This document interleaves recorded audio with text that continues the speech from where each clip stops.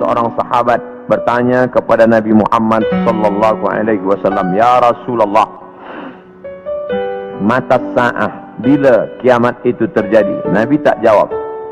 Itu menunjukkan bahawa Allah tidak berikan wahyu kepada Nabi untuk menetapkan hari, bulan, tahun. Nabi tidak menjawab, tapi Nabi balik bertanya, "Ma'adattalaha?" Siapa tadi yang bertanya? Manakala Nabi menyampaikan tazkirah, orang ini bertanya, "Mata sa'ah?" Nabi diam saja. Nabi terus berikan tazkirah. Selepas itu baru Nabi tanya, "Aina sa'il?" Siapa yang bertanya tadi? "Saya ya Rasulullah." Lalu kata Rasulullah, "Ma'adattalaha?" Apa yang sudah kau siapkan untuk hari kiamat itu? Menunjukkan bahawa hari, bulan dan tahunnya tidak diketahui siapapun. Bila hari ini beredar berita bahawa ada tulisan, ada orang yang mengetahui hari kiamat, maka bercanggah dengan Quran dan sunnah Rasulullah sallallahu alaihi wasallam. Kerana Nabi tidak pernah membicarakan itu kepada Sayyidina Abu Bakar, Umar, Uthman wa Ali wa an kulli sahabati Rasulillah ajma'in. Sedangkan Al-Quran jelas-jelas, a'udzubillahi minasyaitonir rajim, yas'alunaka 'anis sa'ati ayyana mursaha. Mereka bertanya kepada engkau tentang hari kiamat, bila terjadinya. La ya'lamuha illahu, tidak ada yang tahu kecuali hanya Allah Subhanahu wa ta'ala. Tapi masalah tanda-tandanya, maka Nabi banyak bercerita. Tanda-tanda ini dibagi dua. Ada tanda yang bersifat fisik, nampak. Di antaranya ucapan Nabi, tatawul al-bunyan, berlomba-lomba membuat bangunan tower yang tinggi. Itu sudah tampak hari ini. Bahkan Imam San'ani menyebutkan, bila ada binaan, bangunan yang lebih tinggi daripada Jabal Abi Qubais, salah satu tanda hari kiamat. Hari ini kita melihat Jabal Abi Qubais dulu bukit yang paling tinggi di samping Ka'bah. Hari ini Jabal Abi Qubais lah yang paling rendah. Jabal Abi Qubais di belakang bukit Safa. Bila kita naik ke atas bukit Safa, ingin memulai sa'i menghadap ke arah kiblat, tepat di belakang kita Jabal Abi Qubais yang dipotong, dikerat, kemudian di atasnya dibina istana Raja Fahad. Dulu kerana Makkah itu seperti kuali, lalu kemudian di tengah itu Ka'bah, maka bukit-bukit di sekeliling yang paling tinggi adalah Jabal Abi Qubais. Hari ini Jabal Abi Qubais paling rendah, ditambah gedung-gedung tinggi dan Zamzam Tower paling tinggi. Maka ini salah satu tanda fisik yang nampak oleh mata. Lalu kemudian tentang bagaimana seorang ibu antalidal amatu rabbataha, seorang budak hamba sahaya melahirkan tuannya. Ini pun juga physically nampak dia oleh mata. Ada dua makna bahawa seorang hamba sahaya melahirkan tuannya. Yang pertama maknanya, ketika umat Islam berkuasa, lalu kemudian dia menguasai suatu kawasan, maka perempuan-perempuan itu menjadi budak, dan budak-budak ini melahirkan anak-anak yang merdeka. Maka maknanya Islam punya kekuasaan yang luas. Akhirnya ibunya budak hamba sahaya, anaknya orang merdeka. Makna pertama. Sedangkan makna yang kedua adalah antalidal amatu rabbataha, maknanya seorang ibu melahirkan anak dan anaknya menderhaka, sehingga seolah-olah ibu menjadi budak dan anak menjadi tuan. Ini pun fisik, nampak dengan nyata. Saya termasuk suka mengkaji tanda-tanda yang tampak, tapi sebenarnya yang lebih condong daripada hadis-hadis itu adalah bukan benda, tapi condong kepada maknawi, makna yang terkandung di balik suatu ucapan Nabi sallallahu alaihi wasallam. Maka pada kesempatan ini kita akan bahaskan satu daripada banyak hadis diriwayatkan oleh Abdurrahman ibnu Sakhar Ad-Dawsi, atau biasa dikenali dengan nama Abu Hurairah radhiyallahu an. Hadis ini ada dalam kitab Sahih Al-Bukhari. Apa kata Nabi? La taqumus sa'ah. Hari kiamat tidak akan terjadi hatta hingga yuqbadal ilmu. Yang pertama, dalam hadis ini ada 6 tanda. Ini yang akan kita bahaskan. Yang pertama, yuqbadal ilmu. Ilmu dicabut. Innallaha la yaqbidul ilma intiza'an. Allah tidak mencabut ilmu seperti mencabut pokok kayu dengan akarnya sekali. Lalu bagaimana ilmu itu tercabut? Bi mautil ulama, dengan meninggalnya ulama. Ketika Imam Syafi'i meninggal, maka berapa cabang ilmu hilang. Imam Syafi'i alim dalam bahasa Arab, Imam Syafi'i alim dalam tafsir, Imam Syafi'i alim dalam fiqh, Imam Syafi'i alim dalam hadis, bahkan bergelar Nasirus Sunnah. Imam Syafi'i yang pertama kali menyusun usul fiqh. Lalu kemudian ketika meninggal, masih ada digantikan oleh murid-muridnya, Al-Muzani, Al-Buwaiti, Rabi' Al-Muradi. Tapi kemudian makin ke bawah, maka hilanglah ilmu. Maka yang muncul orang jahil yang kemudian dianggap sebagai orang berilmu. Wal'iyazubillah, na'udzubillah. Maka saya pribadi tak pernah berkata menurut paham saya, menurut pendapat saya, karena saya takut tergolong dalam orang yang disebut Nabi al-juhala, orang jahil tapi seperti berilmu. Zahirnya orang menyangka berilmu padahal tidak.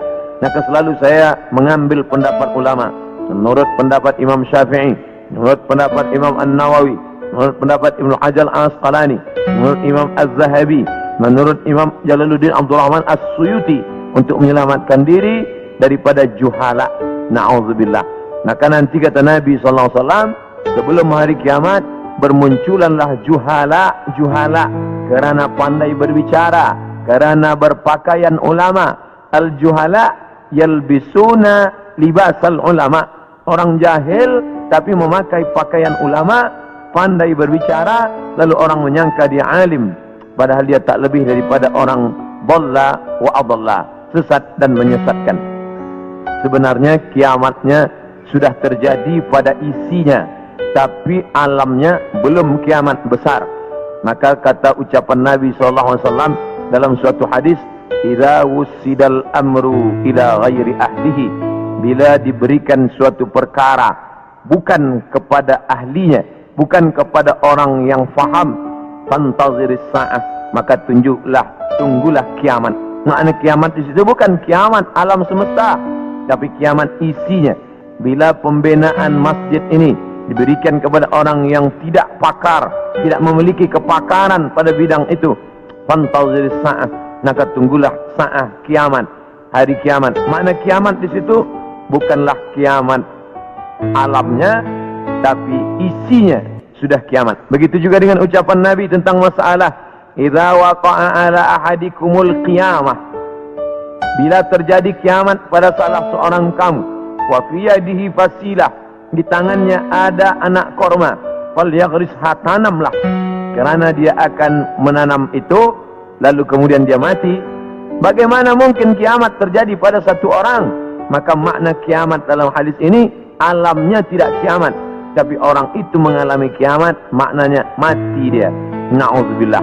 Oleh sebab itu maka bahwa kiamat sudah terjadi pada isinya, ya, kerana banyaknya orang jahil. Oleh sebab itu alhamdulillah kita di Malaysia masih ada para ulama, masih ada para mufti, masih ada para habaib. Maka kita datang ke majlis-majlis mereka. Hindari majlis-majlis orang-orang jahil yang tidak diketahui sanad ilmunya, yang tidak diketahui dapat dari mana, bahkan mendakwa mendapat dari mimpi. Langsung berjumpa dengan Syekh Abdul Qadir Al-Jilani, langsung saja terus mendapatkan zikir talqin dari Rasulullah SAW tanpa bersanad, tanpa berguru. Padahal para imam mengajarkan kita ada namanya sanad. Al-isnad minad din. Sanad itu bahagian dari agama. Laulal isnad, kalaulah bukan kerana sanad, laqala man sya'a ma sya'a, maka orang mudah saja berkata sesuai kehendak hawa nafsunya. Begitu kata Imam Abdullah ibn al-Mubarak, salah seorang ulama hadis yang amat sangat tinggi ilmunya. Maka Imam Bukhari bersanad sampai ke Nabi Muhammad sallallahu alaihi wasallam. Imam Bukhari mendapatkan hadis itu dari gurunya, namanya Abdullah ibnu Maslamah.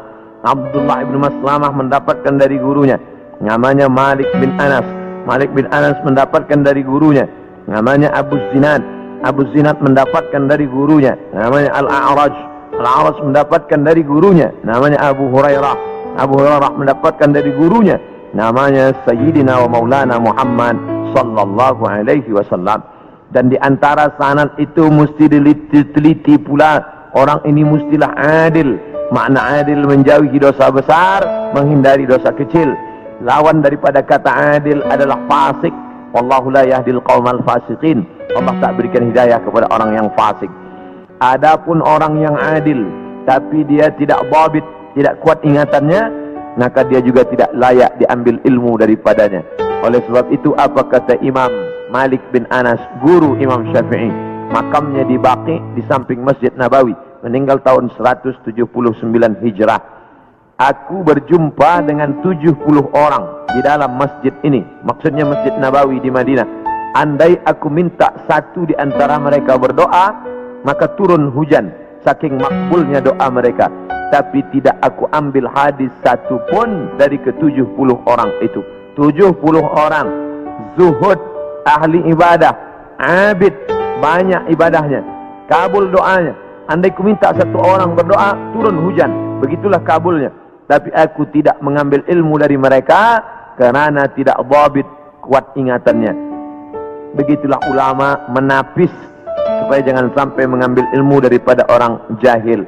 Karena di antara tanda kiamat adalah yuqbadul ilmu, bahwa ilmu dicabut Allah Subhanahu wa ta'ala. Maka bila kita masih ada kajian-kajian khas tafsir, khas fiqh, khas usul fiqh, khas hadis, maka kita hadir, kita dengarkan, kita pahami, kita rakamkan, kita share, maka dia bagian dari dakwah. Tapi bila itu sudah tampak banyak menebar, sebenarnya salah satu daripada tanda hari kiamat. Yang kedua, wa taksuruz zalazil, banyak terjadi zalazil. Zilzal, gempa. Zalazil, gempa. Maka kita lihat, idza zulzilatil ardu zilzalaha, bila sudah digoncangkan bumi itu, wa akhrajatil ardu athqalaha, dan dia menggoncangkan, lalu keluarlah isi yang ada di dalamnya. Dulu terjadi juga gempa, faj'alna 'aliyaha safilaha, kami jadikan bagian dalam naik ke atas, bagian atas turun ke bawah. Amtarna 'alaihim, kami hujani mereka, bihijaratin, dengan batu, min sijilin mandud, dari tanah liat yang terbakar. Sudah lama terjadi, tapi hari ini terjadi lebih banyak lagi di banyak-banyak tempat. Bahkan gempa tak lagi terhitung. Hari ini terjadi di sini, hari ini terjadi di sini. Ini menunjukkan bahwa salah satu dari tanda-tanda itu sudah muncul, mengingatkan kita. Apakah dengan terjadinya ini lalu kita stres, setelah ini lalu kita tidak beraktiviti, lalu setelah ini kita tidak lagi beramal? Bukan begitu makna memahami tajuk kajian kita ini. Dengan memahami tanda hari kiamat, bukan menyuruh kita berhenti bekerja, bukan menjadikan kita menjadi tidak bersemangat untuk mencari nafkah, malah judul tajuk kita siang ini membuat kita semakin bersemangat untuk beramal soleh, karena kita akan tetap mati menghadap Allah. Maka yang dibawa serta adalah amal-amal. Makanya dalam sebuah ungkapan, bukan hadis Nabi, i'mal lidunyaka, beramallah untuk duniamu, ka'annaka ta'ishu abada, seakan-akan kau hidup untuk selamanya. Wa amal li akhiratika, beramallah untuk akhiratmu, ka'annaka tamutu wada, seakan-akan kau mati besok. Maka siang ini kita salat zuhur pukul 1:30, maka seakan-akan inilah zuhur yang terakhir. Saya akan sampaikan tazkirah ini dalam 60 menit. Selepas itu kita akan buka soalan, kita akan jawab masalah-masalah yang ditanyakan terkait dengan tajuk kita sebahagian besarnya. Maka selepas mengkaji tajuk tanda-tanda hari kiamat, bukan membuat kita lalu berhenti beramal, tapi membuat kita makin bersemangat beramal. Kerana ternyata alam akan berakhir, rumah yang besar akan hancur, kereta tak dibawa serta, yang dibawa hanyalah illal ladina amanu, iman, wa amilus salihat, dan amal-amal saleh. Lain daripada itu tinggal. Maka bagi sesiapa saja yang ikut tajuk kajian kita ini, selepas ini bertambah amalnya, bertambah khusyuknya, bertambah takutnya, itulah orang yang berhasil. Adapun selepas ini tak ada perubahan apa-apa, biasa sahaja, maka termasuk orang-orang yang mubazir. Innal mubazzirina kanu ikhwana syayatin. Orang yang mubazir adalah ikhwan, saudara-saudara syaitan. Mengapa begitu? Dia sudah mubazir waktu, dia sudah mubazir energi, dia tidak mendapatkan manfaat apa-apa. Padahal ayat-ayat yang kita baca, idza tuliyat alaihim ayatuhu, kalau dibacakan ayat-ayat Allah, zadathum imana, bertambahlah imannya. Dari dua tanda ini ada perbezaan. Tanda yang pertama tidak tampak, ilmu dicabut. Tidak nampak mana ilmu yang dicabut, mana ilmu yang kekal. Yang kedua, zalazil, gempa. Ini nampak, bisa dirasakan. Berapa skala Richter? Ini semua orang tahu. Bahkan bergoncang. Ada kaca yang pecah, ada dinding rumah yang retak. Itu terjadi belakangan ini lebih banyak lagi signal pertanda bahwa Allah Subhanahu wa taala akan mengakhiri dunia ini. Lalu kemudian berikutnya adalah wa yataqarabuz zaman. Zaman, masa, waktu, yataqarab, saling mendekati. Apa makna saling mendekati? Tidak lagi terasa. Baru saja hari Jumat, esok hari kita sudah solat Jumat. Baru saja Idul Adha, kita sudah membeli kambing dan sapi untuk Idul Adha berikutnya. Baru saja lepas Idul Fitri, sudah bersiap-siap lagi hendak memasuki bulan Ramadan. Itu kita rasakan sekarang. Apakah sebenarnya waktu itu berkurang? Waktu tidak berkurang. 24 jam, 12 jam siang, 12 jam malam. Dari dulu sampai begitu. Lalu mengapa terasa yataqarabuz zaman? Kerana ada alat-alat yang membuat kita merasa cepat. Dengan tumbuhnya alat-alat elektronik, datangnya internet, sehingga zaman begitu cepat tak terasa. Dulu orang duduk lama terasa, baru berakhir petang hari. Tapi hari ini tak terasa. Petang, siang, malam, petang, siang, malam berputar begitu cepat. Wa yataqarabuz zaman. Maka ini kita rasakan, makin hari makin kuat. Apa yang ada pada kita masa kecil dulu, sekarang sudah tidak ada lagi. Permainan-permainan anak kecil seperti layang-layang, seperti gasing dan lain sebagainya. Orang sudah bermain digital semua, dan hilanglah permainan yang mengambil masa waktu ini. Lalu kemudian waktu semakin pendek, dan puncanya adalah orang sudah tidak lagi peduli kepada jiran tetangga, tak lagi memperdulikan masa, sehingga hilanglah apa yang diberikan Allah. Padahal Allah SWT berikan masa ini, dan kita semua akan ditanya tentang masa yang sudah kita pakai. La tazulu qadama 'abdin, kaki anak Adam tidak akan bergeser, pindah di satu tempat lain, hatta yus'al, sampai hingga ia ditanya. Pertanyaan banyak. La tus'alunna yawma idzin 'anil na'im. Kamu akan ditanya tentang banyak pertanyaan, tapi satu di antara pertanyaan itu adalah an umrihi fima afnah, umur kemana saja kamu pakai. Maka pertanyaan yang paling banyak tak dapat dijawab oleh manusia adalah umur, usia, kemana saja kau pakai yang dititipkan Allah Subhanahu wa ta'ala. Wa yataqarabuz zaman, waktu semakin dekat. Yang keempat, wa tazharul fitan, banyak terjadi fitan. Fitan jamak daripada fitnah. Fitnah terjadi. Berbagai macam fitnah terjadi. Kita lihat ada fitnah Sunni Syiah, ada fitnah khalqil Quran, ada fitnah Ahmadiyah, ada fitnah Khawarij, ada fitnah Rafidah. Berbagai macam fitnah. Fitnah di grup WhatsApp, fitnah di Facebook, fitnah di Twitter, fitnah. Ini fitnah makin banyak. Dulu orang datang menceritakan aib orang lain, hanya berdua saja dia dengan jirannya. Hari ini orang berkelompok-kelompok membuat grup-grup fitnah, hingga semakin besar, semakin habis waktu disebabkan itu semua. Dulu orang bila ingin memfitnah, maka dia datang ke suatu tempat. Tapi hari ini dia tidak keluar dari rumahnya, tapi dia sudah mampu menyebarkan fitnah-fitnah. Makna fitnah ada dua. Yang pertama, tohmah, tuduhan-tuduhan tanpa bukti. Yang kedua, makna fitnah adalah membunuh. Makna fitnah adalah menyiksa. Banyak penyiksaan. Berapa kali kita tidak sanggup menyaksikan video bagaimana penyiksaan muslimin di Rohingya. Bagaimana anak-anak gadis Rohingya dijual, lalu kemudian di India dijadikan sebagai orang-orang tidak baik.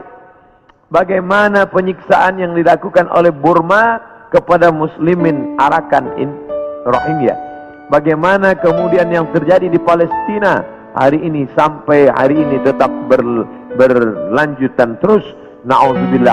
Maka betul kata Nabi SAW, kalau sudah dekat masa hari kiamat, maka yang terjadi adalah yaksurul fitan, maka banyaklah fitnah-fitnah terjadi.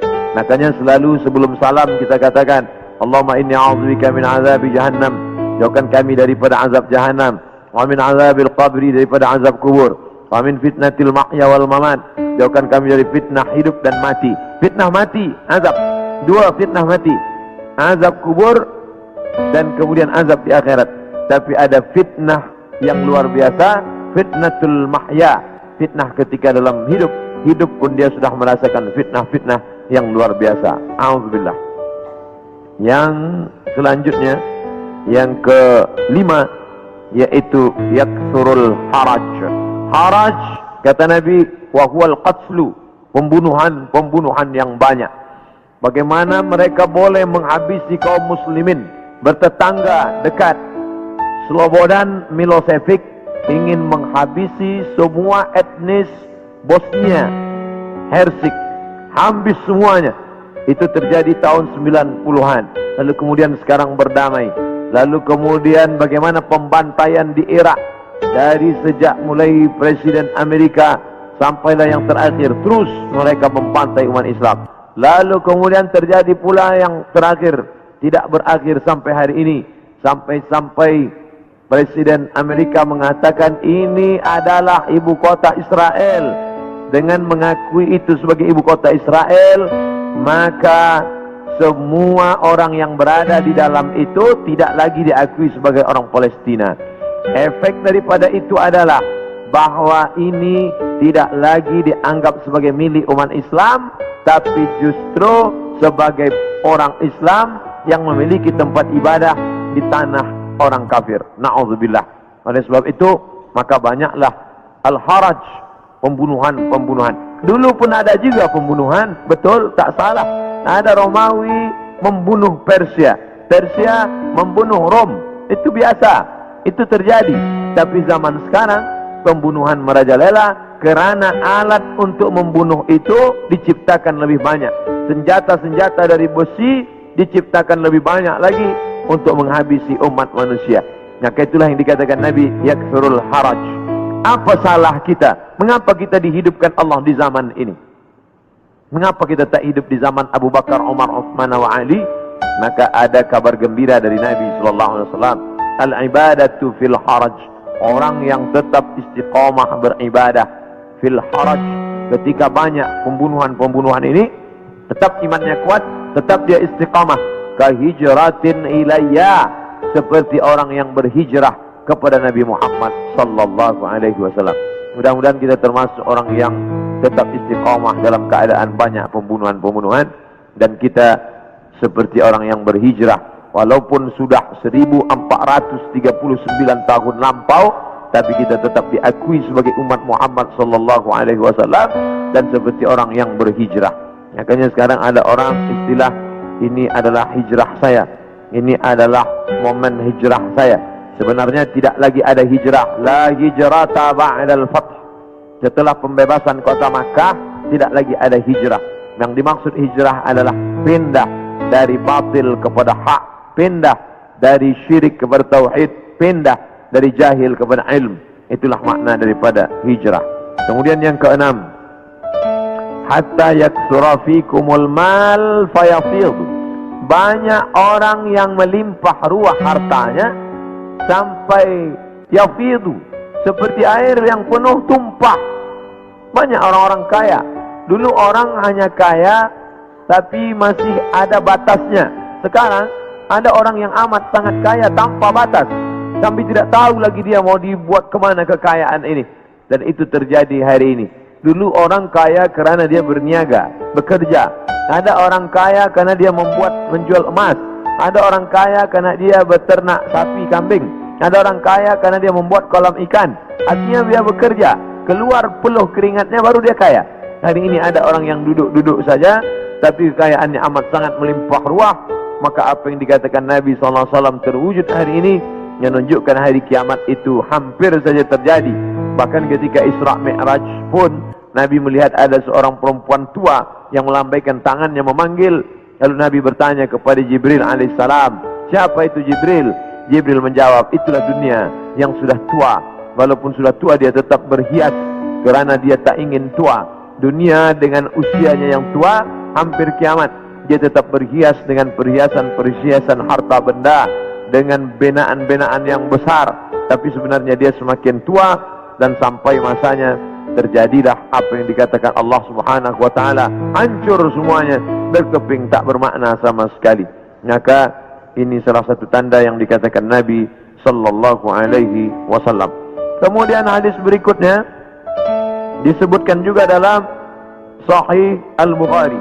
Apa kata Nabi sallallahu alaihi wasallam? Tetap dari Abu Hurairah, la taqumus sa'ah, tidak terjadi hari kiamat hatta yanzila fikum ibnu Maryam, sampai datang anak Maryam.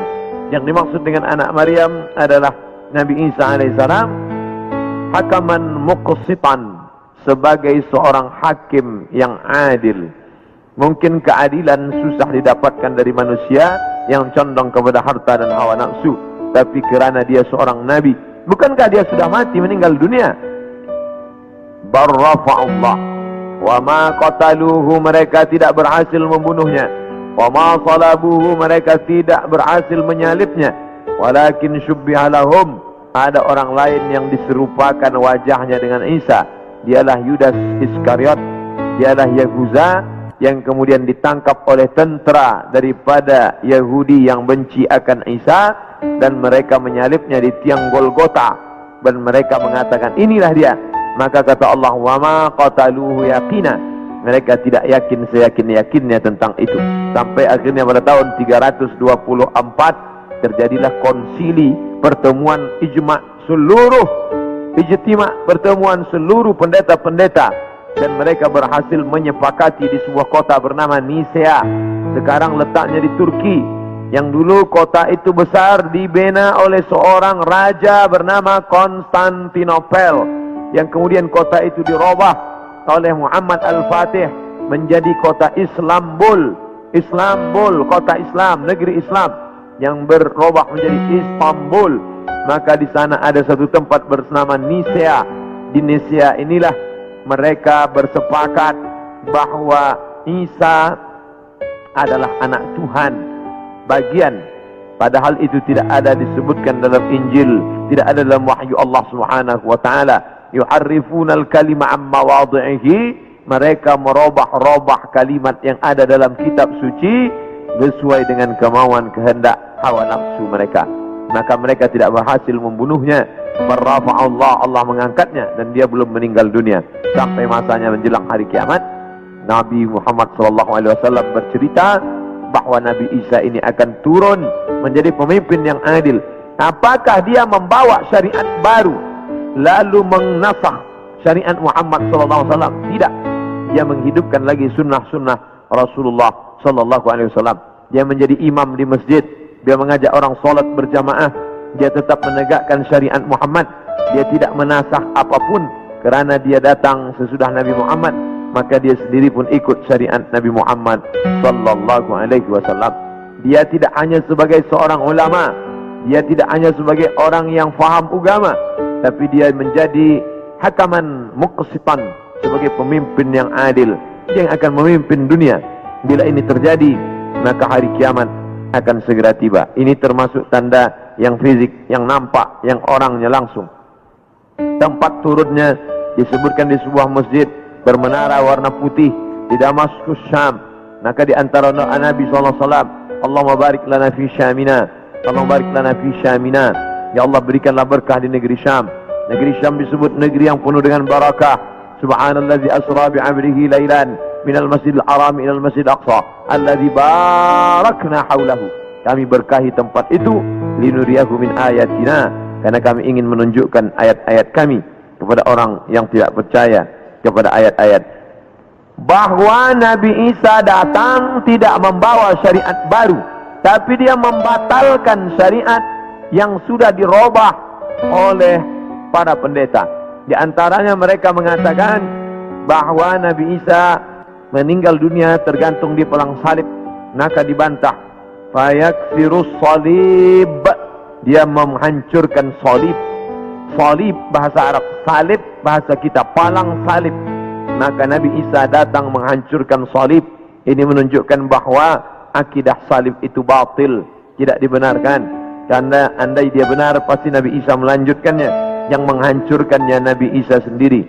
Yang mengatakan itu patung dia, maka itu dibantah oleh Al-Quran.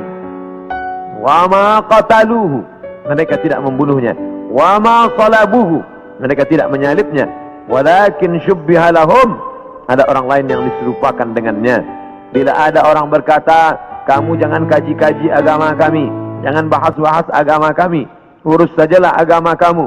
Lakum dinukum waliyadin. Kami tidak mungkin membahas agama kamu kalau Allah tidak menyebutkannya dalam Al-Quran.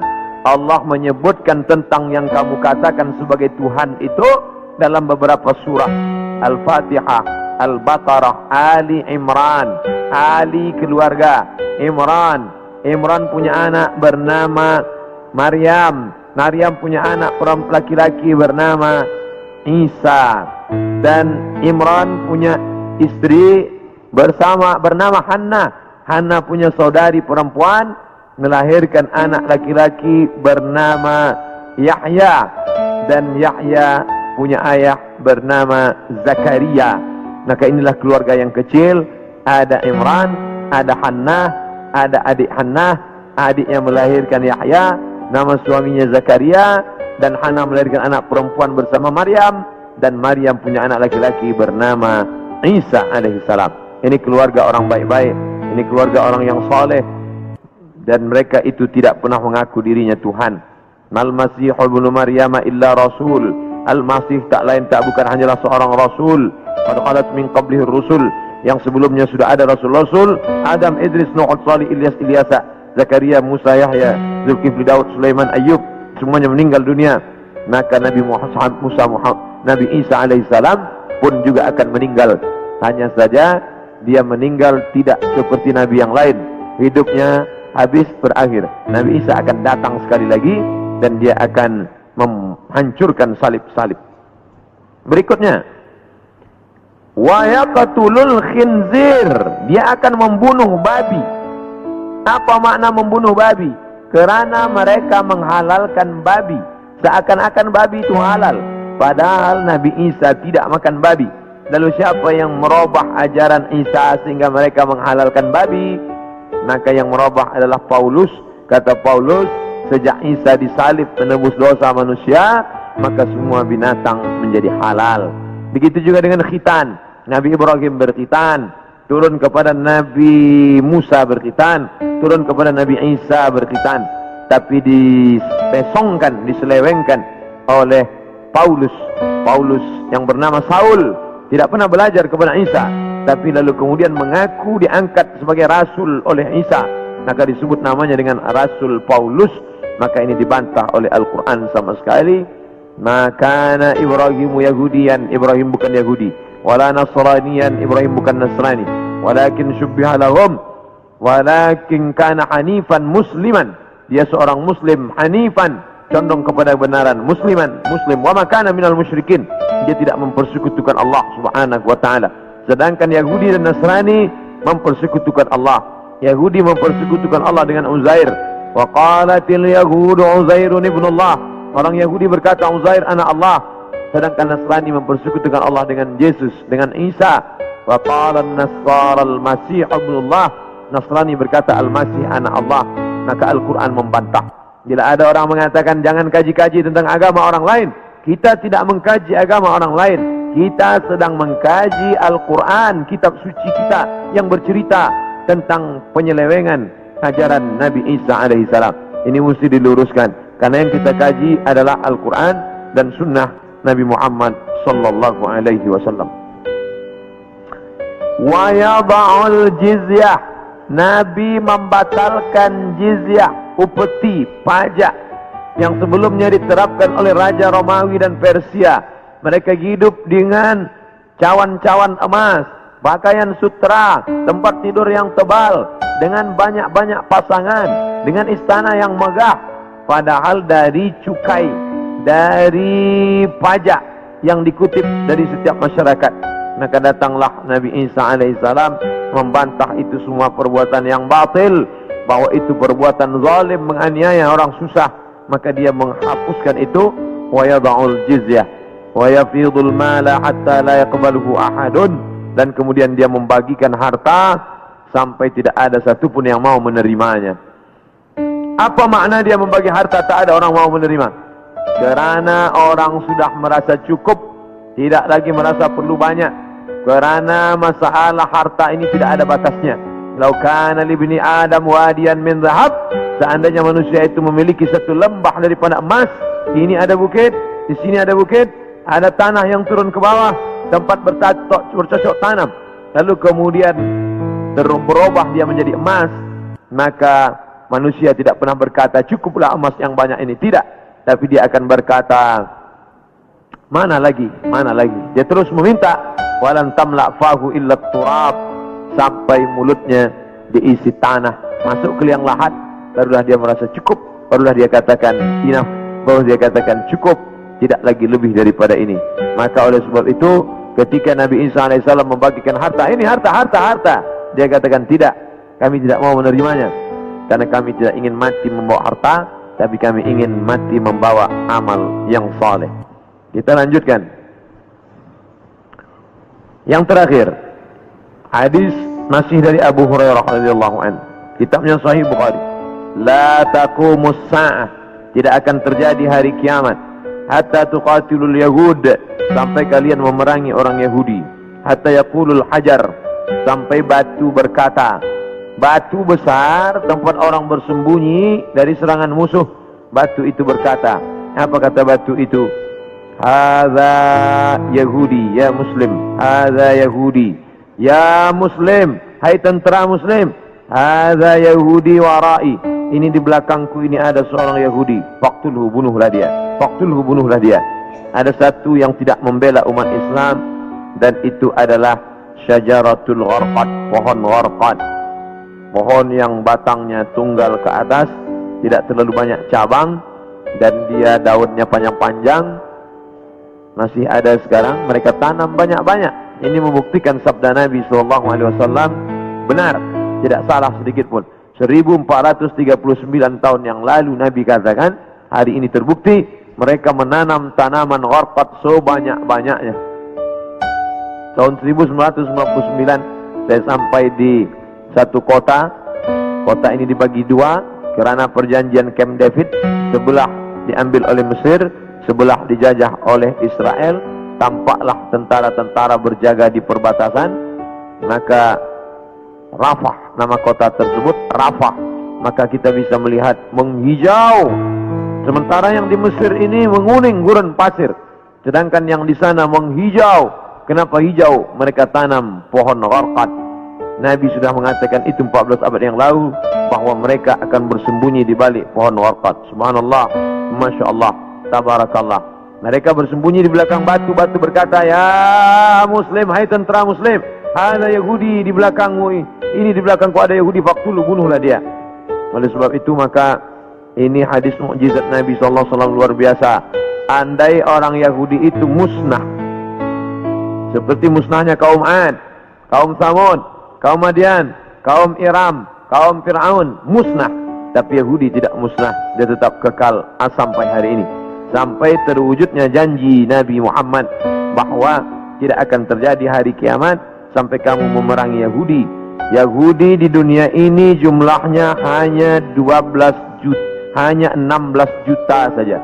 6 juta di Palestina, menjajah Palestina, yang 5 juta di Amerika, sisanya yang 10 bertebaran di atas muka dunia. Ada Yahudi Rusia, ada Yahudi Arab Maghribi, Maroko, ada beberapa Yahudi di Maghribi, karena ketika itu raja daripada Spain mengusir seluruh pendatang dan larilah mereka ke negeri Islam. Ini menunjukkan Yahudi antara tiga, dia tidak dapat diterima oleh Nasrani, tapi dia bisa diterima oleh Islam. Islam menerima mereka, marhaba ahlan wa sahlan, sampai mereka punya negeri, bercucu, bersahabat, berkawan dengan kaum muslimin yang ada di Maghribi, kerana mereka diusir dari Andalusia, padahal mereka dekat dengan Andalusia, dekat dengan Kristian, dekat dengan Nasrani, tapi mereka justru lebih nyaman, lebih dekat berkawan dengan orang Islam,